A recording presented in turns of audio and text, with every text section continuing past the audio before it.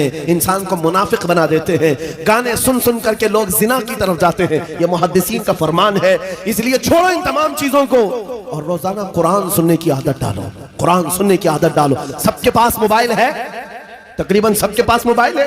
قرآن اس میں down load کر لو۔ کسی قاری قرآن سونے سے پہلے ایک مرتبہ سورہ ملک سن کر کے سو جاؤ، خالی قرآن کی ایک سورہ سن کر کے سو جاؤ۔ میرے عزیز و حدیث میں ہے جب مرو گے قبر میں یہ سورہ ایک روشنی بن کر آئے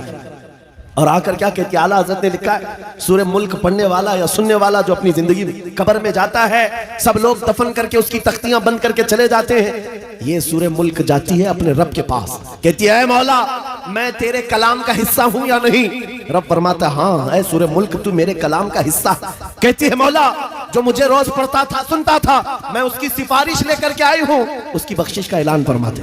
اس کی بخشش کا اعلان فرما دے۔ یہاں تک کہ وہ سورہ ملک رب تبارک و تعالیٰ سے بار بار اصرار کر کے اس کی بخشش کا پروانہ لے لیتی ہے، رب فرماتا ہے جا میں اس کو بخش دیا۔ پھر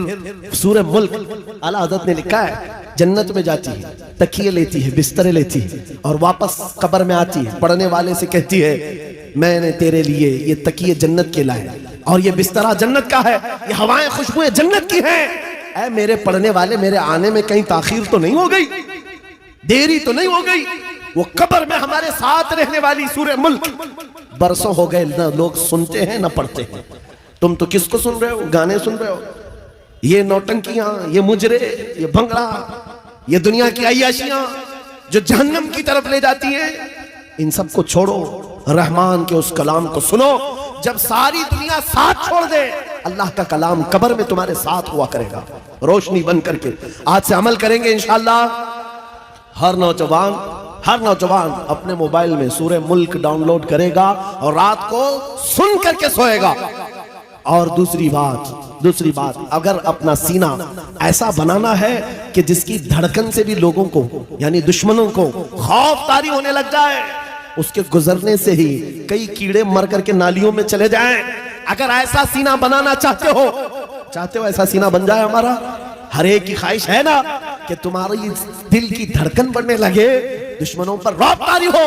اس کے لیے ایک علاج ہے، اس وقت تک بستر پر سونا نہیں جب تک 100 مرتبہ اپنے نبی پر درود نہ پڑھو، اپنے آقا کو 100 مرتبہ یاد کرو، درود شریف۔ پھر یہ عادت زندگی میں چند دنوں کے بعد دیکھ لو، چند دنوں کے بعد دیکھو چہرے پر نور آ جائے گا، چہرے پر نور آ جائے گا، زبان میں اثر آ جائے گا، اور پھر اس کا ایسا بھی ظالم ہو اس کا خوف تمہارے دل میں نہیں آئے گا۔ اللہ تمہیں خوف سے آزاد رکھے گا، خوف سے آزاد رکھے گا۔ میری گفتگو کا کل خلاصہ یہی ہے کہ محمد سے وفا تو نے تو ہم تیرے ہیں، یہ جہاں چیز ہے کیا لوح و قلم تیرے ہیں۔ اے نوجوانوں آؤ اس نبی کے قدموں میں بیٹھ کر کے ہم یہ عہد کرتے ہیں یا رسول اللہ آج کے بعد سے زندگی آپ کے نام پر ہے، آج کے بعد سے ہماری سانسیں آپ کے نام پر ہے، آج کے بعد سے اپنی خواہشات آپ کے نام پر ہے۔ میرے ساتھ آپ سب کا بھی جذبہ ہے تو میرے ساتھ مل کر کے کہو جب نبی پاک کی عزت کی بات آئے، ان کے ناموس کی بات آئے، ہاتھ نہیں اٹھائیں گے بلکہ حضور کے قدموں میں اپنی گردن بھی نچھاور کرنے کو تیار ہوں گے۔ ہر ایک نوجوان اگر اس بات کے لیے تیار ہے تو نبی کو حاضر و ناظر مان کر کہو میرے ساتھ یا رسول اللہ دہن میں زبان تمہارے لیے بدن میں ہے جہاں ہم آئے یہاں